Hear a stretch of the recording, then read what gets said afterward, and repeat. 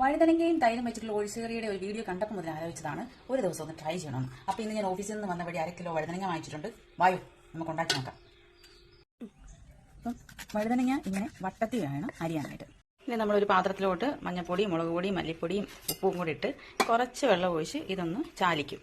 ചാലിച്ച് വെച്ചാൽ ആ മസാലയ്ക്കകത്തോട്ട് ഈ വഴുതനങ്ങ ഇട്ട് നമ്മൾ ഈ വഴുതനങ്ങ ഈ മസാല മൊത്തം പെരട്ടി കുറച്ച് നേരം അങ്ങനെ വെക്കും.